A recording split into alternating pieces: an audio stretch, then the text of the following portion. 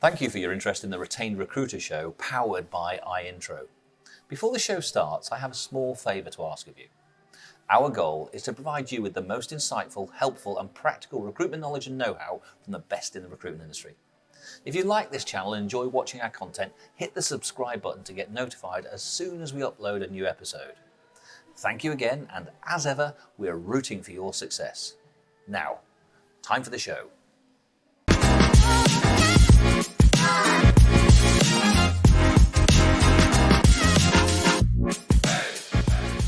Hello and welcome to the Retained Recruiter show. My name is James. And my name is Jo, and we've got a little bit of something a little bit different for them today, haven't we, James?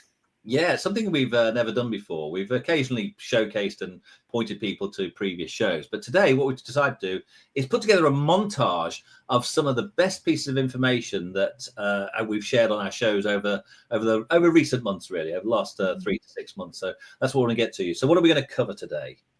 So we picked out our top five shows that we've had over the last few months, and we're going to show you some clippets of those, and then we'll be able to provide the links to those shows. So we've got over 80 shows now, James, haven't we? Which is absolutely phenomenal, and they range from 30 minutes to 60 minutes, and every single one of those is now available on YouTube as well. So feel free to have a look on YouTube, and of course on iIntro company page on LinkedIn. So number one video that we're going to talk about today is From Contingent Chaos to Retained Results with Paul Hickey. Second one is How to Cut Through the BDBS. Say that without swearing. That was with me and you, James, or you and I, if I'm going to be posh. The third one was What Content Works When the Market Gets Tough. And that was with our wonderful friend, Finn Patrick. And that was a great show. Fourth show, Defending Fees in a Challenging Market. Again, something else that I know is super relevant right now. That was with you and I. And then 5, lastly, by no means least, how you can get 100% of your recruitment spend. And that was with Matt Burton. And that was a few months ago, that show. But that show, all of these shows are evergreen, I think, James, aren't they? Everything in there is relevant in today's market as much as it was a few months ago. 100%. And I think it's one of those points to say, Jo, please subscribe to our YouTube channel. You can actually then have a look at all these things in your own time, just be able to download those and have a look. So let's jump straight into it, Jo, in terms of let's share the first video. So let's run VT. So tell us a little bit about how you help to sort of shift identities or build a new identity for your business team. Okay. Well, I think it starts with mindset. And recently, last year, somebody said to me, they said, Paul, I've met a lot of recruiters and I've met a lot of contingency recruiters who'd love to do retained, but I've never met a retained recruiter who'd love to do contingency. Yeah. So that tells me that actually retained is the proper way to actually conduct great recruitment activity. So starting with a team of contingency recruiters that don't know anything else, you've got to lead from the front, I guess, and you've got to go out and say, well, if I'm going to go out and do it, and then to a degree, I'll make the mistakes and everybody else can follow, because again, a little bit like a rabbit in a headlight, when you give them the stats that we're currently operating on, this is 10, 12 years ago or longer, to actually where we want to be. But I think with anything, Jo, you've got to give people the tools, you've got to give training, you've got to put a process in place. And I mean, we're going back some time. I've always felt like we were ahead of the curve with this kind of thing. And when we invented iIntro, which I don't suppose we had a vision for exactly what we wanted to do. We just wanted to add value to companies. And we realized that in the recession, I always use car analogies, but Bentley and Rolls-Royce still sold as many cars as they always did. So people will pay for value and they'll pay for results as such. So we went to we went to our existing clients and we said, look, what frustrates you with the recruitment process? And let's face it, it's a necessary evil for most people. No one who really wants to go out and have to do recruitment. It's just a headache for most people. So they gave us loads of feedback in that we get CVs, they're never what we expect them to be. That some candidates don't turn up for interview. Recruiters hound us, they try and hold us over a barrel with their fees. So we got all of this information and we put it down and we said, right, okay, how can we alleviate some of these issues? I'll give you an example. Candidates quite often turn up for meetings and they're not what we expected them to be based on their CV.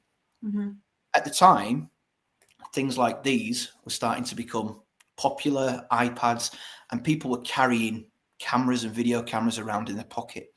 So he said, well, what if we create some video technology where candidates can put a little video introduction of themselves forward, specifically as part of them being on the shortlist for the attention of the hiring manager, offer some personal information, some information about why they're interested in the company, what the situation is currently, where they can add value, 2 or 3 minutes on camera. So we thought, well, that's a good idea. And everyone's now walking around with internet-enabled devices so they can tap in and see it. So that was an idea. And that could then alleviate people turn up and we're a little bit surprised by not necessarily what we see visually, but who turns up. It's not a true reflection of what we thought they were going to be. So that was a video, for example. Another frustration would be characteristics. We can't really judge somebody's character from looking at a CV. We can judge their experience and their credentials and education to a degree. But actually, people say our business is all about the people, and the reason that relationships are either made or they're broken is because of behaviours. So we partnered with a behavioural assessment company, and we started putting some scientific research behind our candidates and how well they would fit in that particular organization. Mm-hmm. So I always use the example that a computer programmer is a computer programmer. One might be successful at Apple, sat with a Starbucks on a beanbag, mm-hmm. and the other one might be successful at Dell with a briefcase and braces on, using an 80s Gordon Gekko example. But the point being is it's kind of the same job, but in 2 different environments, and it's only going to be right for the same sort of person. So we looked at behavioural assessments and we looked at all kinds of different things, questions and answers, and we started to compile it all together and create a software solution that supported all of this. So the process remained with the recruiter in the middle. Candidates could come into the platform and they could upload videos and complete assessments, questions, answers, profiles, CV, cover letters, and then the hiring team could come into the platform from their side and review, consider, evaluate, benchmark the candidates. And that then, if let's say, for example, a shortlist is made of 5 candidates, then they only have time to perhaps meet 1 or 2 because they're flying them in and out of countries or driving around the country. Then they could perhaps just meet with 2 candidates and it'd be more specific, and they'd be able to spend more time with the people that really matter. So it was always a case of understanding what the client's frustrations were, trying to find ways to alleviate them, and then trying to build a process that you could go and show to prospective clients and say, this is how we do things. So right back to the beginning of your question, Joe, when we developed that and we rolled that out to our team and said, you no longer go and tell companies that you can find really good people for them, like everybody else, but you need to charge some money up front. You can go and show them the value, the features, and the benefits to them, which always revert to time and money. Always. That's why people are in business. Okay, so our first show that we want to talk about today is with Paul Hickey. So Paul Hickey has been on our show a few times, and Paul Hickey is a great friend of ours here at iIntro. He is the managing director of Grass Greener, and he is with the first client of iIntro. And Paul Hickey and Grass Greener have been on a really big journey, haven't they, James, over the last few years, transitioning from what they used to be, which was a 100% contingent business, to now a fully retained business. And in this show, Paul spent a lot of time talking to us about what they did, how they did it, the challenges that they faced, the opportunities that they saw, where they came from and where they are now. So it was a great show. Some of I think the biggest thing that came out of it was all about differentiation. If you're going to position yourself as a retained business, what is it that you do that's better than other people? What is it that you do that's better than if they tried to do it themselves? And what is it that you do that adds value to that client's organization? So a really big thing for us to focus on in that show was about building out your value proposition, building out your service proposition. And then also thinking about what would you, if you were going to give all of those things to client organizations, what would you then ask for in return? So that was quite a big part of that show. The second thing to point out about this show is all about arming your team with the right material, the right differentiators, and the right collateral that they need to take that out into the marketplace, to go out into battle and to fly the flag for your organization. So setting your differentiators and then bringing your team with you. Excellent. So listen, we want to express our thanks and gratitude to Paul Hickey there. I hope you've enjoyed that short video clip, and please do get in to watch all of it. The whole focus of that particular episode there was really to focus, as Joe said before the video showed, all about differentiation.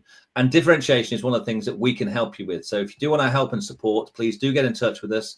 Got a banner there above. Get in touch with us. That'll reach out. That'll book an appointment with us, and we'll love to share that with you. So let's move on to the next video, and this was we love the title of this episode. It was, how to cut through the BDBS. We just sort of like that, almost a little bit of alliteration in some particular ways. And we focus in on this video. We focus on things which we think are important to you out there in the market right now today. So this is all about you implementing a process which is consistent. You've got to be relentless in this and actually follow through with everything. This is all about a program that is very dear to our heart, part of our business development strategy that we help coach and train recruiters on. And that's something that we call our Dream 100. Now, our Dream 100 is a consistent approach for you to go out there and identify clients that you want to get close to over a shorter period of time and really get in front of them, remaining very, very visible. We've all seen the statistics in time that most salespeople give up after the second or third touch point or contact call. The reality is you need to keep on going longer and longer on that side of things. You need to work it so that there's a phrase that Joe talks about in our training courses. It's how you wear people down, but in a really nice way, so that eventually they'll talk to you as friends. So the reality is putting in place a structure and implementing a strategy that is going to deliver results. And this is all about how we help you arrange more meetings. So watch a short video clip and then subscribe to look at the whole video clip. So enjoy this next piece.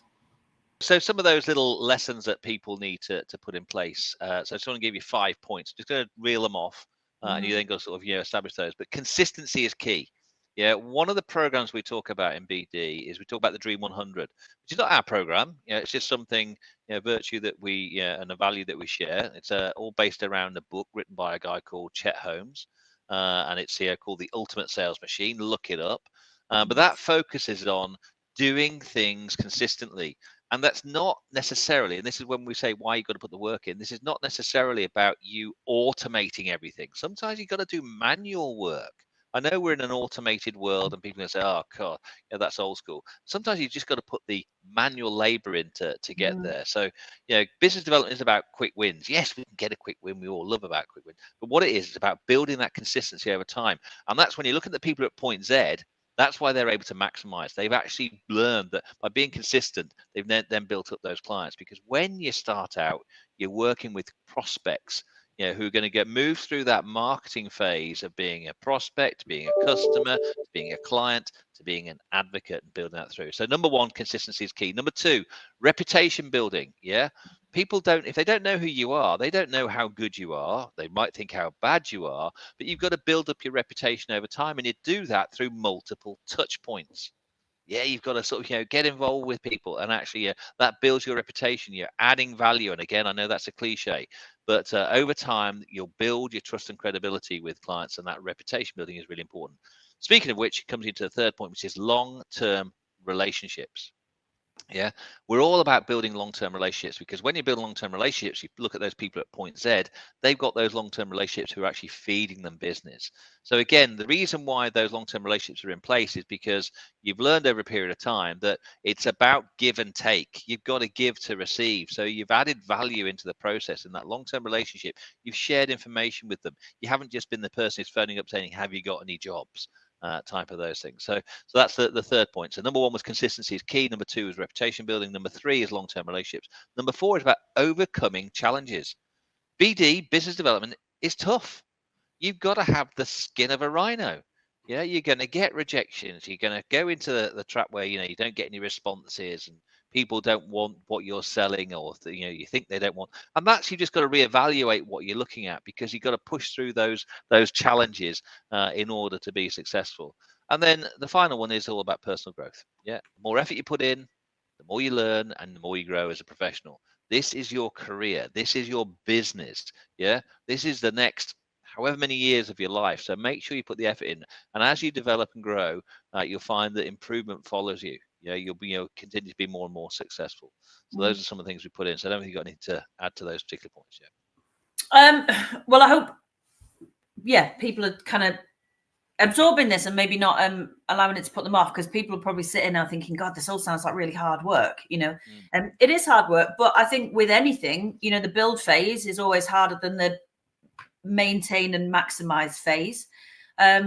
So you put the hard work in now, you put the hours in, you put the mileage in, but that it won't last forever. You won't have to do that all the time. It's like cycling uphill. You've got to get started. Once you've started, it's a lot easier. And consistency is key. You're absolutely right. You've got to be consistent in your business development.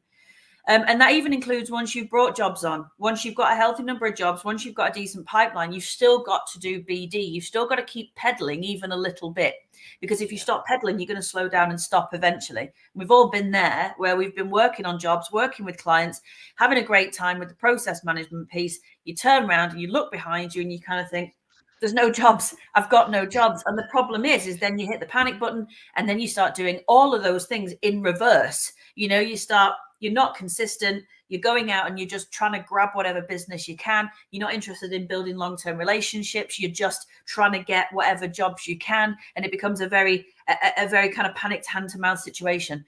So I think you're absolutely key with all of those things. Great. Well, listen, Mark, thanks for sharing with us that you're watching live. Obviously, a lot of people watch this on listen back, which is fun as well. So thanks for joining us today. Hope you're going to share it. So there we have it. Hopefully you've enjoyed that small clip. It's a small fragment of the entire show that we did, which was just over 30 minutes long, and absolutely packed full of top tips and techniques, ideas and suggestions to get your BD rolling. And to cut out the BS when it comes to BD. And I think one of the things that we discovered out of that whole video, watching the whole video, is that actually keep it simple. Keep your business development simple. Don't overcomplicate it. Use a variety of methods. Create your Dream 100. Structure and consistency is king. So hope you enjoyed that. Now, the third video that we're going to look at is all around marketing. So marketing is something that we focus on quite heavily here at iIntro. We work with all of our clients on their marketing. It's your shop windows, it's your billboards, it's your radio advertising. So we were joined by Finn Patrick, and Finn has had a phenomenal career helping businesses, and particularly recruitment businesses, to really stand out when it comes to their marketing. And this is something that I think a lot of businesses can get quite confused about. How do I market? What should I be putting out there? What is actually working? So in this video, again, it was about a 30-minute long show. So in this show, we asked Finn a lot of questions around content strategies. Where should we be posting? What should we be posting? What should we be publishing? How do we get people to engage with our marketing? What happens if they're not engaging? We also talked quite a lot about automation. So at what point should we be automating our marketing? One of the big phrases that Finn always comes up with is validate before you automate. So create a content strategy, create a marketing strategy, test it out there with a smaller proportion of people.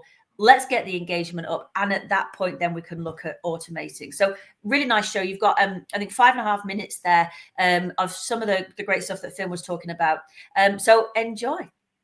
Let's talk about content strategies then. So not what to post, but kind of when to post it, and also where should people be putting this stuff? Yeah. So great questions. Let's start with where. So LinkedIn is quite challenging in that, you develop a network over time, and when you do post something, only a fraction of that network is ever going to see it, right? And all it takes is for somebody that you've known from school or a previous business or something to look at your post for, say, 3 seconds or more, and it's going to skew the almighty algorithm in the wrong direction, right? So effectively the wrong people are going to see it. So the way in which I kind of tackle it, with my own clients is looking at it like building authority assets, right? Building your own corner on LinkedIn, right? So a fantastic way, if you are more into writing and not so much into video, is the newsletter kind of function on LinkedIn is fantastic, because once somebody subscribes, the kind of art is really kind of making your newsletter specific, in terms of what you're focusing on, who you're speaking to, and that kind of thing. But once somebody subscribes, every time that you post an article on there, and it can be video, not just text as well, is people get notified on LinkedIn, right? So you're staying top of mind, but they're also emailed from LinkedIn as well. So it kind of boosts that authority in terms of like when LinkedIn is recommending your content, but it's not just on LinkedIn, it's on email. That's a fantastic way to get your kind of expertise out there. Okay. The other way as well, there's long form video, which, I'd consider this kind of long form video in terms of like it's above 5 minutes, right? This is a great way of going really, really deep in a topic, name what it is that you're talking about. We've got this Retained Recruiter show. We've got the target audience in the title, right? So make it really clear and make it really obvious who it is that you're looking to speak to. But then the short form video as well. And one way which is really good is if everybody's heard of, or anybody's heard of Loom, you can sign up for a free account, 5 minutes of a video. And if you just do a walkthrough of, it could be your process, your business models, your the way in which you actually manage problems, what you do internally, and that kind of thing. That's a great thing to be able to do on the fly and very, very quickly as well. So that's kind of 3 kind of areas that are instantly authority boosting, which, while everybody else is posting about, an elaborate story of how they went on holiday, their bags got lost, and then tying it in with a vague business metaphor at the end, right? It doesn't have to be as elaborate as that. Usually the more specific and the more focused it is, the easier it is to understand for the audience on the other side. So that's 3 kind of, like I say, authority assets that are great to develop. And it's not an overnight thing, but it's a momentum thing. You reach a tipping point where people just start noticing more and more because they gravitate towards the places that you show up. And if you're delivering valuable insights over and over again, not the same content, so to speak, but different, like usually if you divide, your expertise into 3 or 4 different areas, that's a fantastic way to stand out. And just to speak about something that's I think is really, really important is we often get the very shallow advice of differentiate yourself. So I just want to speak really quickly about how one can differentiate themselves, especially in a tough market. Okay. So I've mentioned the first one a lot, which is expertise. Now, in a recruitment business, recruitment is very much a commodity in terms of the actual process of recruiting is a commodity within itself. The one thing that differentiates you from the rest of the market is the expertise behind that recruitment. Okay, so how you can actually help clients navigate the challenges and the difficulties of the hiring process is going to make you stand out over somebody who's just sending CVs. Okay, so that's an instant way to differentiate yourself, which nobody can compete with because it's unique to you, right? Your viewpoint of the world, your experiences, your story, that's completely different to everybody else's. Okay, so that's an excellent way of building more of an expertise-led brand than just being known in the marketplace. Okay, the second one is your process, right? If you've got a process for providing consistent results to your clients, then you need to showcase that process, right? Because the reason people buy is based on the level of how much they believe that you can deliver on your promise. Okay, and that's one of the things that I really love about iIntro and working with you guys is you actually provide that to the recruitment market in terms of we have something that's proven, right? There's an end-to-end process that you can use with your recruitment firm, right? And it will help your team stay on track. It will help your sales stay on track and also help your marketing as well. Because when you've got a specific process that you use over and over again, you get better as a provider as well. So that puts you in the kind of the ring of the premium provider as well. Joe, so that was a great show as well. That congratulations on you pulling that one together. I think I was away on holiday on that particular one. You're never away on holiday, James, are you? You're always here. One of the things that's really important from that show is, again, and it's not a show that we're featuring today, but just want to sort of signpost this one. Jem from Social Gems has got another show, so we're going to sort of put in the comments a link to that show as well, because that's all talking about how you can increase your footprint on the social media world. And Jem just put some amazing tips, and we really do appreciate the fact that she shares her time so willingly with us. So please look out for that one as well. So let's go into the next video, which is the video that she shared about defending fees in challenging markets. And for those of you listening, live, or certainly whilst it's still in 2025, you might be watching this in 2026. But if you're watching this in 2025, it has been a challenging market this year for many recruiters, just waiting for things to sort of settle down and come out from that point of view. And what we want to do is help people understand that, what can you do to defend your fees in the market? How do you handle the objections that are out there in the world? And how do you defend yourself?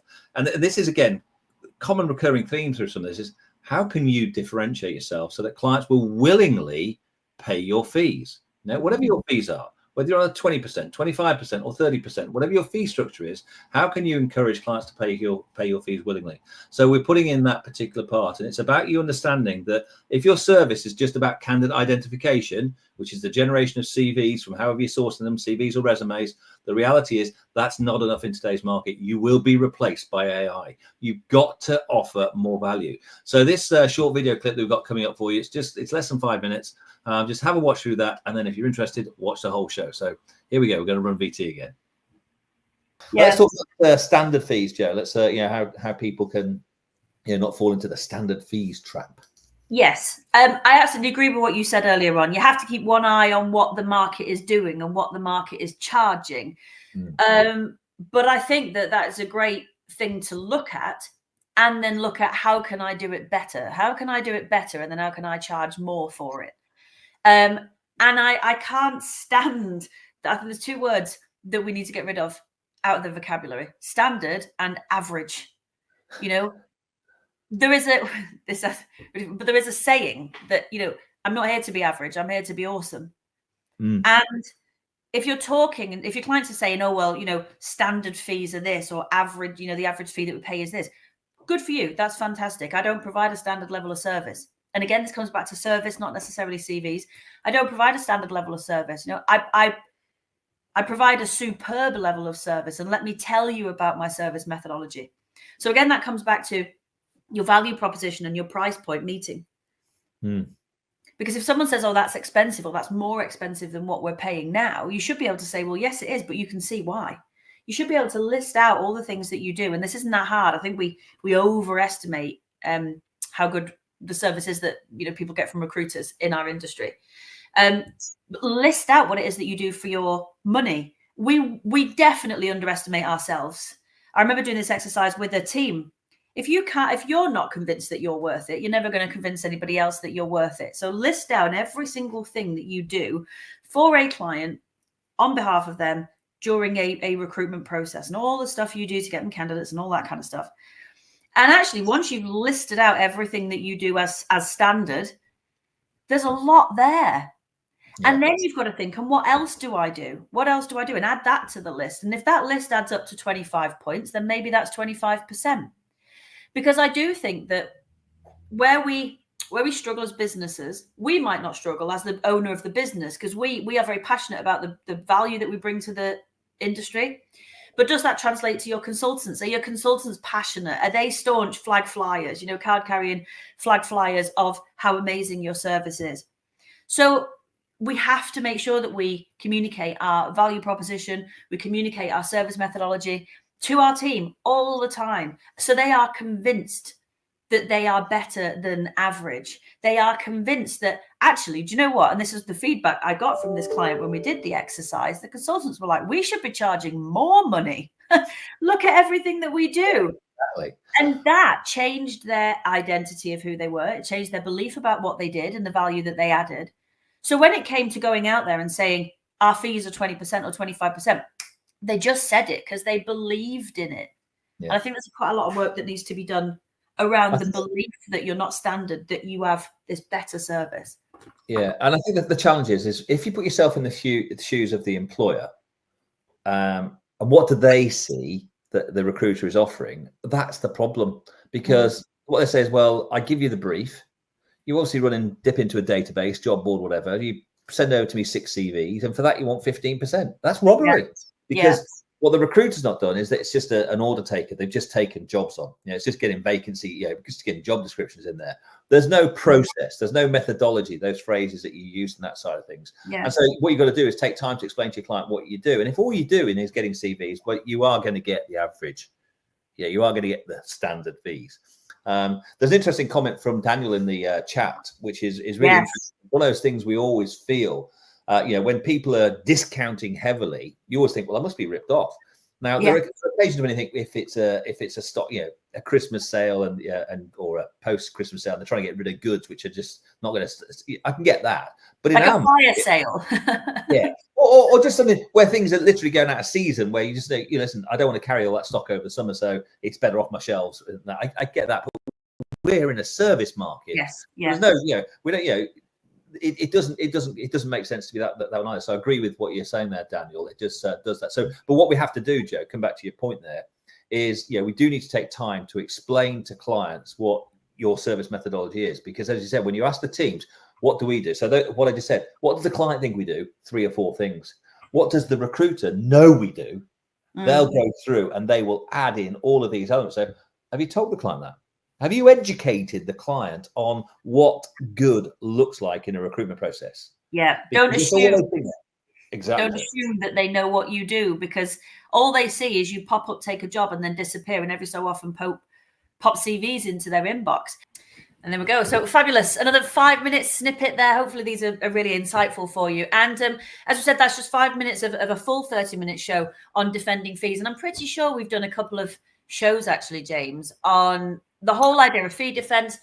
I mean, defending your fees is one thing, but we are very much fans of prevention rather than cure here. So we talk a lot about fee justification, which brings us back to that value proposition, which brings us back to that differentiation, which actually brings us nicely to the topic of our 5th show that we want to talk about. So this was with a wonderful, wonderful guy called Matt Burton, who agreed to come on the show and talk to us about his journey in recruitment and all the things that he's learned in that time. And the main focus for this particular show was how to get 100% of your clients' recruitment spend. So he was sharing some real key strategies with us around how you would do that. So, client meetings, the importance of client meetings, the importance of pipelining, the importance of conversions, the importance of looking at building out into existing clients once you've brought them on board, the level of service that you're providing versus others. So lots and lots of stuff in there in that show. And again, I think that was about a 30-minute show. So what we're going to show you now is a little extract from that show with Matt, and we hope you enjoy it. Quite a lot of businesses that are listening to this, they can probably already think in their heads of maybe 1 or 2, not all, because that's just not how it works, but in their current client portfolio, there's probably 1 or 2 that people are thinking, actually, maybe I need to start putting a strategy together of how are we going to sort of that nudge effect? How are we going to build that relationship with them over a period of time? So I wonder if you could just give us some insight. I know we don't have long, but just some insight into what would that look like if you'd already thought 2 clients in my head now that we already got some business with. What sort of things should businesses be thinking they're going to need to do with those organizations to transition?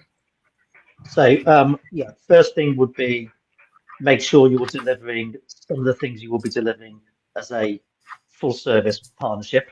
So for instance, I presume lots of people still do it, but actually most don't, which is why not send your clients every week some kind of insight, not just a talent insight report from LinkedIn, but something like, this is what's happening in the marketplace. These are some of the things that we should consider. I'm listening to the market because I'm going to be your advocate. So I would start to feed some of that stuff. And I'd share with them, candidates that have gone through the process, what their feedback is, how you're trying to evolve to support the clients with bringing on board staff quickly through maybe potentially some onboarding tips. There's lots of things you could do that demonstrate I'm doing a bit more than sending you a CV and having a beer with you once every month. Second thing I would then do is start to build out an understanding of what is available in the clients. So, typically we look at our contacts and go, I know the FD, therefore I know there's going to be a fair bit of work. But actually, in a type of relationship, it's not just about one function. It's about all the functions. So start to map out what you need to do to drive the relationship with all of the buyers in that business. Yeah. And then thirdly, you need to go into the top developments very quickly, which is, I want to come and talk to you about this. I want to do it because I want to work with you in this way. I want to deliver these benefits to you. This is how I'm going to do it. This is why I'm doing it. And that gets you in the room typically 9 times out of 10. Because again, if somebody sees they're going to save money, why not? Yeah. And then you've got to get into the adult mode of thinking about, I need collateral, I need case studies, I need to demonstrate the process mapping behind this. I need to make sure my terms reflect my offering. But that's not difficult to do. It really isn't. I think there are a couple of mindset shifts, Matt, that again, you reached this point, I think, very early on, because what a lot of people see themselves as, I'm a niche provider. I provide, whether it's C-suite or mid-level management, and what this is, it's broadening your aspect, and I think that's something that people have to sort of take into account, because you either keep on chasing spot business for the rest of your life, and that can be hugely profitable. So and obviously we know a lot of people who do that very, very successfully using our platform and others, of course. But that's something that we work with. But we see the market shifting in the way that you've said, and when I say shifting, you've been doing it for 25 years, so it's not as if it's a sudden shift, but it's about opening up people's perspective to see. Be agnostic about the vacancy. Focus not on filling vacancies, but supporting the client in terms of their growth needs. So whether, just going back to your first example, whether it's a credit controller or a CFO or a CMO, whatever it has to be, I can help you with all of those, because recruitment, after all, is quite straightforward. So I think that's an important thing. And one of the points I want to raise whilst it's in my head, because like you, Matt, I'm a veteran, so therefore I forget things, so I don't say them quickly to be gone. And I'll have forgotten it. Oh my God, I've forgotten it already. No, the other thing I think that you raised, which is quite important, and it's something that the co-founders of iIntro, it's a view that Paul Hickey, who's one of the co-founders of iIntro, runs a recruitment business, and he's coming on one of our shows in the next month. So we'll try and pick up his views. This people get fixated on fees. And I think, when you look at revenue and profitability, and I know we've got to focus on profitability, but, I think that's somewhere where you can sort of, don't get fixated on fees, because it's just it's like a vanity thing. Oh, I charge X percent.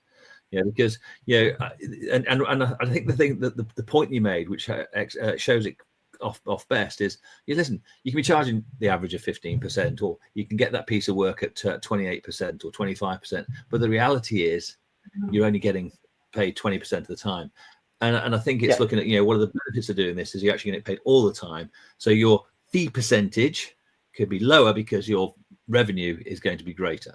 Is that fair? Yes, it is. Well, there you go. That was the final video that we're sharing today. And obviously, that video that we had with Matt Burton there just did really focus in on those particular points about how you can increase the spend. And part of that stemmed from understanding how much of the spend you have at this moment in time. And it's almost invariably less than what you think it is. And this gives you the opportunity to open up the clients and actually build in other services that we help you with. At the end of the day, we're not just about retained recruitment, but now it's all about looking about how can you contract with your clients to deliver all of their permanent recruitment? How can you take on all of their work? It's a really critical part of the way that the market is moving forward as you move into 2026. And one of the things, Joe, I just want to get your final thoughts before we end today's show, but one of the things I wanted to share people with is, listen, you can't just keep on doing what you've always done. The market is moving at an amazing pace, and you've got to adapt your service, differentiate yourself, and put yourself out there. That's what we're looking to try and help people with. And if you want to sort of get in touch with us, again, there's a link on screen. Have a look at that. Go and look at that website, book some time with us, and we'll sort of share with you some more of our views. But Joe, some final thoughts to wrap up with from you. Yeah, no, absolutely. I think I agree with you entirely. I'm spending a lot of time talking to recruitment businesses now. They're all seeing a bit of a sort of more positive upwards trend. However, we are now clearly back in full-blown hunter mode, So this is about proactive candidate generation, it's proactive client generation, it's differentiation of service, it's adding those additional services to your portfolio, and making sure that you're providing an excellent professional consultative service to your clients. And also to your candidates. Candidates don't pay for our services like clients do, but they do pay in terms of the time that they give to us. But we have to think of our candidates as being clients as well. So making sure that we're providing amazing services to them. Otherwise, you're absolutely right, we will be taken over by the robots. And I feel like the last 12 months has really shown us that we're at a juncture here now where you're either got to drop your fees or up your game. And that's the choice that we're faced with now. And I'm hoping it's the second rather than the first. Yeah, I think it is indeed up your game. So listen, we do appreciate the fact that you've listened to the end of this show today. We do hope that you actually enjoy some of the content that we put out for you. We do appreciate you listening. I say, please do get in touch with us. We'd love to hear from you going forward. But that's all for today. We'll be back in a couple of weeks' time. So watch out for our next very special guest. We've got some good guests coming up between now and Christmas. So please do listen out for us. So thank you very much for watching. It's goodbye from me. And it's goodbye from me. Thanks, everyone. Bye-bye. Bye-bye.